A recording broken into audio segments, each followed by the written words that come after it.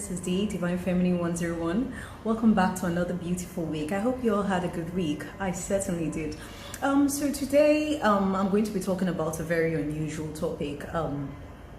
Last week, I did explain in one of my videos that most of the time, once I post the video, I never really plan what the next topic will be. And then even sometimes when I do get the topic, it can change at the last minute because something else comes up and I think, okay, this is actually a better topic for me to discuss. So this was what happened. So last week I got an email from a very, very good friend of mine. This person I met about 6 years ago. And I only met once. So, ever since then, what we've done is we do talk back and forth. We chat via email or WhatsApp or text messages sometimes. And reason why this friendship has lasted so long is because this is somebody with worlds and worlds and worlds of wisdom. Very, very, very wise person and with a lot of esoteric knowledge as well. So I tend to learn a lot. So it's like a teacher-students dynamic with us, him being the teacher, of course. I am the student. I tend to learn a lot. But I got an email last week and he was going through something, and for the first time the roles were reversed and I am the teacher now. So I refused to answer the email so that I could bring it to the channel, and I did ask for permission if I could discuss it on the channel, and he said yes. So I know you're watching, and today I'm going to be answering your question. I know it's been a week and you're going crazy already, but so I'm going to be discussing that today. So today I will be discussing the twin flame connection. I know this is not something a lot of people have heard about, but I'm sure you've all heard about the soulmate connection. So that's like two hearts become one, and it's so romantic and it's beautiful and they live happily ever after. So the twin flame is nothing like that. Twin flame connection is like soulmate connection times 100. It's a very intense, very, very powerful connection. It's not something to be toyed with. So I do applaud anybody that is going through this. I do applaud you, and it can seem like such a burden and like, what have I gotten myself into? A lot of people going through this actually believe they're crazy. They believe they're going crazy, they're seeing things, it's all in their heads. Well, no, it's not. It's kind of a different, but when I break it down, I think a lot of people that have this knowledge or have been curious about this topic would have a better understanding of what the twin flame connection is. So what is the twin flame connection?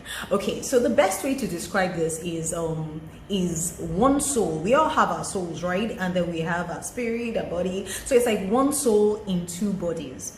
So while soulmates, a soulmate can be described as somebody in your soul tribe. It means you guys vibe on the same frequency. For instance, you like the same things, you enjoy the same hobbies, you like the same food, you have the same interests, you're kind of alike, you know. So you two tend to meet, and there's intense attraction, and a relationship stems from there. With twin flames, it's quite different, because with twin flames, it's like twins, literally. So you're looking at the other half of yourself. So when you see a lot of people say my other half, that quote actually, well, that word stemmed from a twin flame connection. That's actually the other half of you. So when you meet your twin flame, it's as good as meeting a mirror of yourself. You know, that's how weird this can be. So the great philosopher Plato Aristotle described twin flames as such. I'll read it out to you. So he says, and when one of them meets with his other half, the actual half of himself, the pair are lost in an amazement of love and friendship and intimacy, and one will not be out of the other's sight even for a moment. This is how intense the twin flame connection is. It's actually very powerful, very spiritual. The whole point of the twin flame connection is people that will work for God. So these people have to have unconditional love, which is why when you meet your twin flame actually forces you to become a better version of yourself. You don't even try to.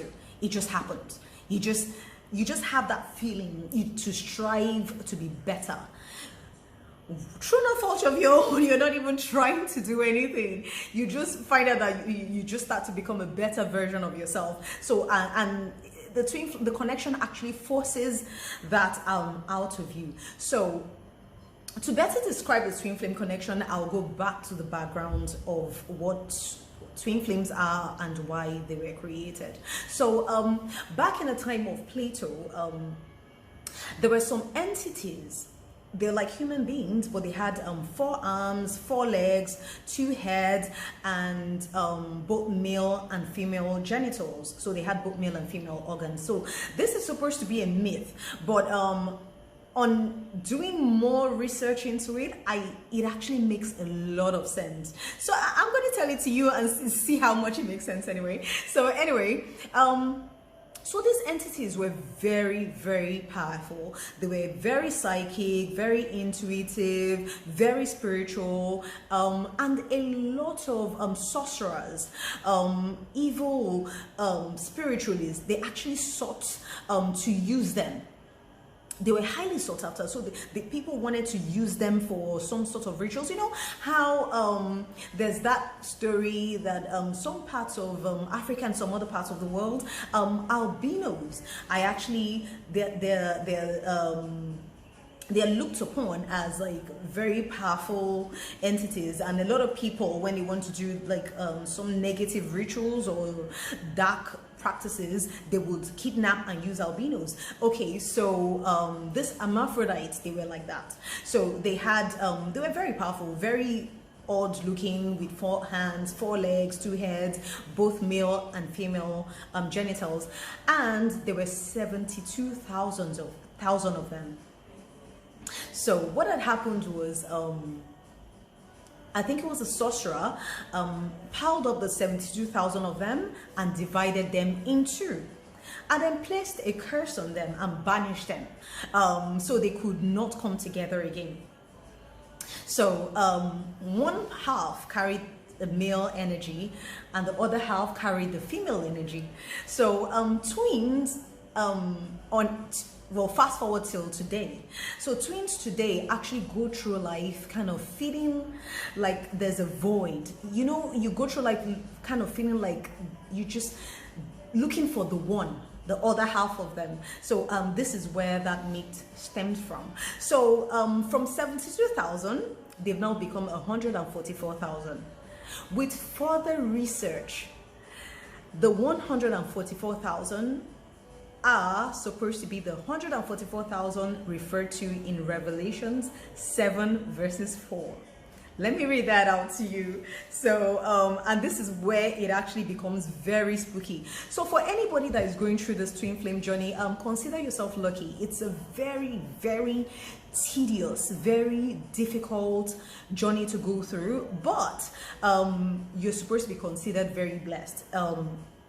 It's only a few people in the millions and millions and millions of people in the world.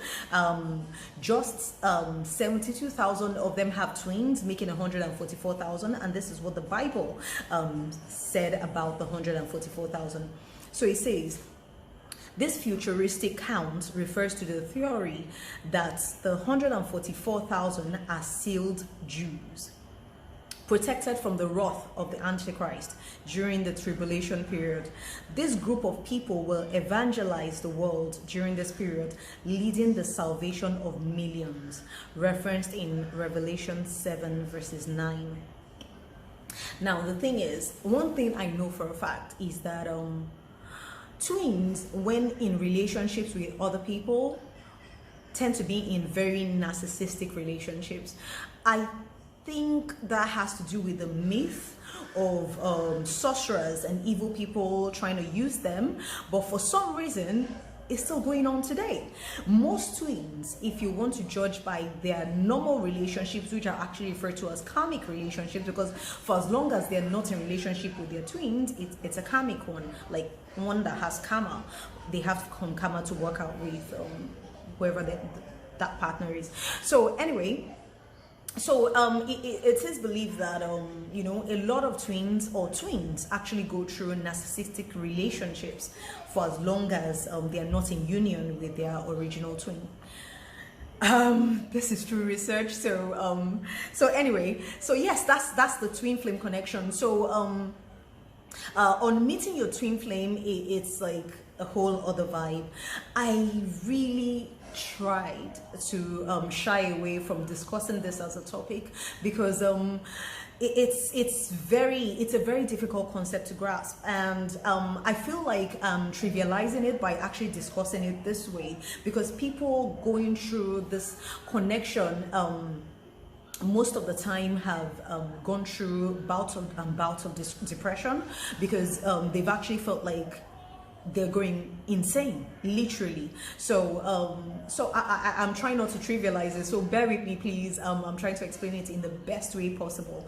Okay, so so this dynamic was created to shatter paradigms of everything you believe in, about relationships or believe about love. Is supposed to shatter it, and you start to literally learn afresh. You start to learn new things. Everything you've ever believed goes right down the drain once you do meet your twin flame. Like I said, not everybody has a twin.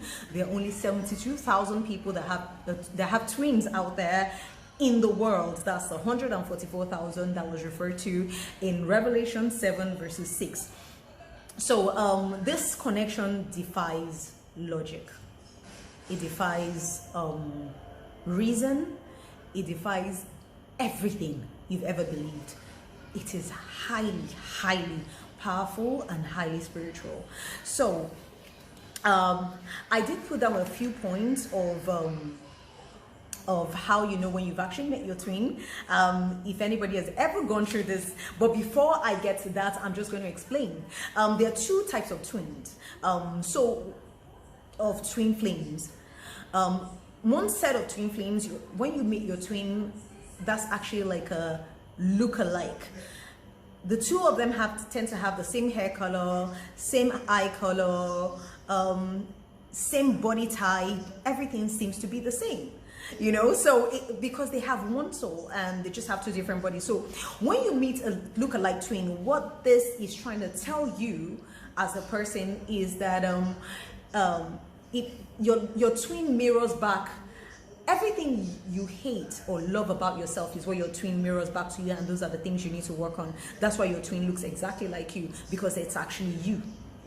So this person mirrors back to you everything you either love or hate about yourself. So that's one type of twin. So these are the things you start to work on meeting your twin, even without you trying to. It just happens. The other type of twins is supposed to shatter your paradigm. For instance, if you're like a lady that likes tall guys and dark skin men, or you're a man that likes maybe short females or tall females or very slim, what happens is that your twin is the exact opposite. For instance, if you've always had the notion in your head that, oh, I can never date a short guy, oh my god, I can never date a light-skinned guy, I like dark-skinned guys, or whatever it is, your twin will probably be a short guy and light-skinned. So when you meet this person and you know there's that intense mind-blowing attraction, you're thinking to yourself, why do I like this person? This person is nothing like the kind of person I would normally go for. And what that is mirroring back to you is to shatter your paradigm of whatever it is you've always believed about short, dark skin or light skin guys, or what you've always believed about tall, skinny women, or whatever it is, you know. So it's supposed to shatter your paradigm of your natural beliefs. So these are the normal characteristics of twin flames. So now I jotted a few points and I'll go through them. So if you've ever felt anything like this, or maybe 3 or 4 out of all those points, you may have a twin, and you may be in a twin flame connection. But I would expect that when you are talking about it, you if there's anything that feels like you're going crazy, it's definitely a twin flame connection, because you're never really sure if the other person is experiencing the same thing as you. So it's really, really strange. Okay, so the first sign about the twin flame connection is the instant recognition. You know, an author actually said, when you meet people, you don't meet them with your face, you meet them with your soul. So the first meeting on meeting your twin flame, which you will meet in the most unexpected place, is that soul recognition. It's an instant. You kind of think, I think I know this person. You don't know the person, but it's like you almost recognize that person. It's really strange. It's a really strange thing. You know, you feel very comfortable with them, like it's that feeling of home. And what that is the soul finally finding its other half. So it's like a completeness, and the soul recognizes the other soul as well. So well, yeah, so it's that instant recognition and intense attraction. If you feel soulmates are attracted to each other, this is like soulmates on crack, because there's that intense, mind-blowing attraction, and you're confused because you don't know this person that well. So you're wondering, I don't know this person that well. This person is not even someone I would normally go for, not because of anything, but it's just the meeting is so unusual. The circumstances is always unusual for twin flames, so it's a bit odd. Like, who is this person? And then it stems a lot of curiosity, like, who is this person? Why do I feel so comfortable with you? Why do I feel like I know you? Why am I so attracted to you? So it's really crazy. It's really crazy. That you know, that goes into like the physical, intense physical attraction that you feel, and then it also goes into a longing to always be around this person, to be in this person's energy, which is crazy, especially for someone you hardly know. So, and it's nothing romantic or anything. You just feel the need to be in that person's presence, to be in their energy, if that makes any sense. Now, if I'm going by the email my friend sent to me, he did mention something very, very close to that, like, you know, well, yeah, I'm not going to go into the email, it's a really long one. So, but yes, he did mention that, and yes, it actually happens. You have a deep longing, like you can't sleep. You want to be around this person that you hardly know, this person that you met in the strangest circumstance, the situation surrounding the both of you, very awkward, but yet, and you know that it cannot be that romantic because you don't even know them that well, so you don't understand why you just want to be around this person all the time. It's crazy. So another point is also the heart palpitations. You know, once you're around this person or in their energy field, somewhere around them, your heart starts to beat like really, really fast. And you're wondering what's going on. Like, you know how it feels when you take like a really, really strong cup of coffee? Yeah, try 10. That jittery, so you're very jittery, you're nervous, and your heart starts to beat, and you know, people call it butterflies. But yeah, so this is like a million butterflies flying around in your tummy, and so it's crazy. So it's this deep attraction for someone you don't even know that well. So it's that crazy. And when that happens, what that is like an opening of your heart chakra. It means the heart has been closed off for so long, and the moment you meet your twin flame, your heart starts to open to welcome in your twin's energy. So it starts to welcome the other half of your soul home. It's like a welcome home. So your heart is opening to unconditional love for this person that you don't know. So that's another point. You tend to feel unconditional love for this person. You accept them, unconditional, immense unconditional love, immense acceptance for this person you don't know. So this person could be anything, could be anybody. You know, you've only just met them and you know you love this person unconditionally, but you don't know why. And you don't even know if the person sees you the same way. So it's the craziest kind of feeling. And you're constantly questioning it, like, I don't know this person that well. I just know that I love them unconditionally. I accept them for whatever it is they are because they are you. So those behaviors, and you know, and then the twin flame dynamic actually has it's also called the runner chaser dynamic. So there are stages to the twin flame. So the initial meeting is where all this happens. So you meet this person and all these things happen. There's intense attraction, there's heart palpitations, there's instant recognition. And what happens is with the twins, somebody is always the runner and someone is the chaser. Reason being, the emotions get too intense for one person, you know, for one of the twins, and the person just runs. Like, I don't want to be around this person. This is some kind of madness going on here. This is some kind of sorcery going around here. Either this person has done something to me or casted a spell on me or something. So one person runs, and the other person is left confused, like, okay, you know, I'm supposed to be in the same boat. Why are you running from me? It's so crazy. So there's the initial meeting, there's the separation, and whilst that is happening in the physical, what happens is that in the spiritual, there's a whole other story going on. So during the separation, like I said, when you meet your twin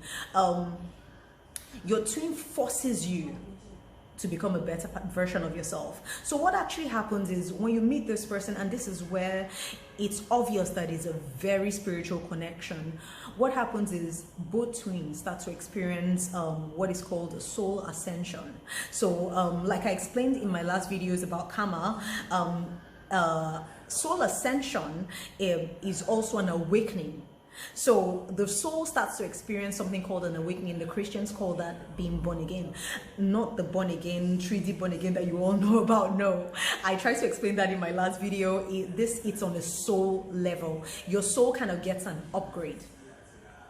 So you tend to leave, you're not necessarily anymore in the 3D consciousness. You're now like up there at another level in like the 5D consciousness. So your soul has an upgrade. You get a soul upgrade. This is where I actually believe that it's not so much of a myth that twin flames are the 144,000 that are going to evangelize for God, because once you meet your twin, these things start to happen. This spiritual awakening starts to happen in each twin. So they get a soul upgrade, and what does that entail? Heightened intuition. They become more psychic. So these things are supposed to happen individually. This is why twins cannot come together, because the attraction is so strong. If they come together without working on their own personal selves, they will forget about their mission on earth. So it will be all about the attraction, you know, and it will be like a soulmate connection. But no, twins are not, they were not created for that. Twins were created to actually work for God. It's a soul thing. So, so they get a soul upgrade and, you know, heightened intuition. They become more psychic. So the power they lost when they were separated starts to come back. Now, with soulmates being two hearts that beat as one, or two hearts becoming one, twin flames, they cannot be halves. They have to be two. They can never come back in union except they work on their own individual selves. They have to heal. When you say heal, they have to heal from past relationships. They have to become the best version of themselves. They have to come into union with themselves, union with God, and union with the universe before they can ever come back into, before they can come into union as a couple. Otherwise, they can never really come into union. They have to be whole. So what happens when twins don't come into union? Honestly, I have no idea. I think they go their separate ways. And because a lot of people tend to run away from the twin flame connection, it's really intense. It's intense, and half the time you feel like you're actually insane. So a lot of people just run away and look for soulmates and run away. Well, what I don't know is if you can completely ever run away from the connection, because you are actually on a mission for God. So I'll just carry on with my points. How you know. Well, with every twin flame connection, there are at least 2 obstacles to overcome. These obstacles are not really so much with the twins, but basically like on a societal level, the society. For instance, there might be cultural differences, maybe racial. So one person can be Chinese and the other person is British, you know, and the family wants this person to marry a Chinese person, and you know, so there's that obstacle to get over, you know.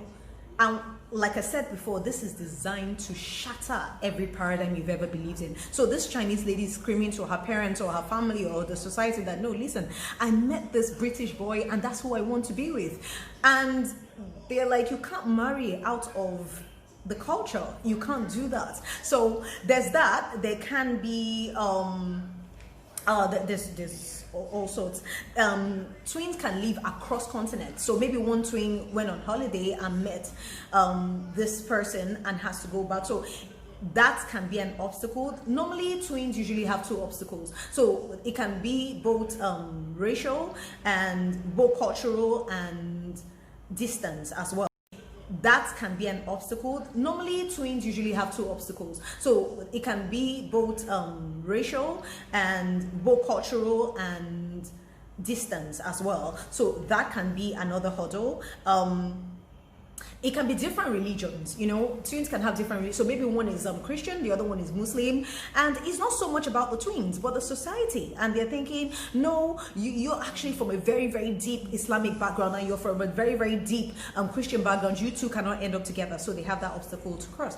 Or one twin can be in a committed relationship, like a marriage or whatever it is, for instance. So that's another obstacle. So they're usually obstacles for twins, because everything for it, you know, the best way to describe is this: it is believed that the union of twins can heal up to 75,000 people, and save up to 75,000 people. That's the level of power and vibration they have, can heal up to 75,000 people for God.